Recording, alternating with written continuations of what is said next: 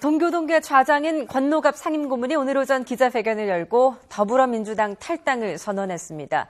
야권의 분당 사태가 가속화되고 있는 가운데 새누리당은 민생 행보를 강화하면서 조만간 본격적인 총선 체제를 가동한다는 계획입니다. 국회 출석기자 연결합니다. 이만수 기자. 네, 국회입니다. 네, 먼저 권노갑 상임고문의 탈당 소식부터 전해주시죠.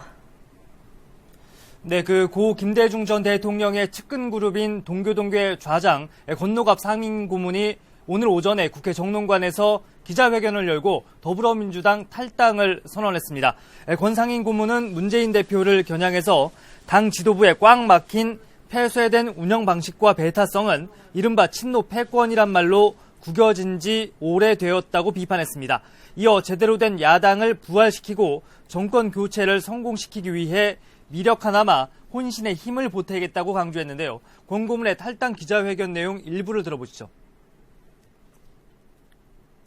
연이은 선거 패배에도 책임을 질 줄 모르는 정당, 너그러운 포용과 화합을 이루지 못한 정당, 정권 교체의 희망과 믿음을 주지 못하는 정당으로는 더 이상 희망이 없다는 확신과 양심 때문에 행동하는 것입니다.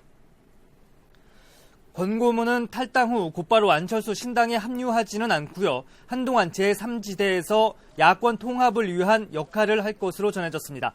이와 함께 손학규계로 분류되는 수도권의 최원식 의원 역시 탈당을 선언하고 안철수 신당에 합류했습니다. 동교동계와 수도권 의원들의 탈당으로 힘을 받게 된 안철수 의원은 오늘 오전 고 노무현 전 대통령의 묘역을 참배하고 권양숙 여사를 예방했습니다. 비주류의 탈당과 급박하게 돌아가는 신당의 움직임에 문재인 대표는 정면 돌파하겠다는 방침입니다. 문 대표는 오늘 오전 기자회견을 열고 삼성전자 최초의 고졸 여성 임원인 양향자 삼성전자 메모리 사업부 상무의 영입을 발표했습니다.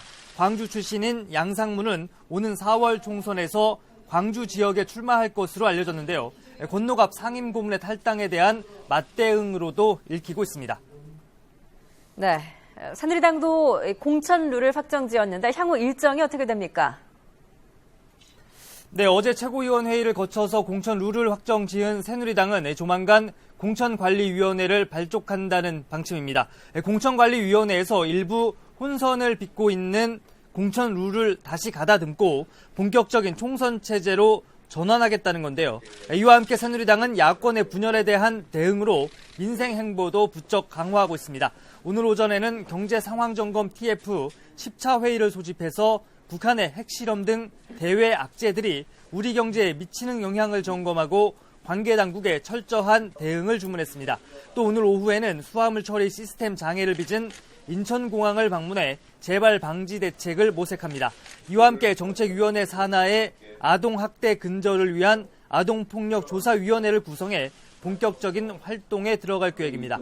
새누리당은 동시에 야당은 더 이상 국정 운영에 발목을 잡아서는 안 될 것이라면서 쟁점 법안 처리를 위한 야당 압박도 강화하고 있습니다. 지금까지 국회에서 YTN 이만수입니다.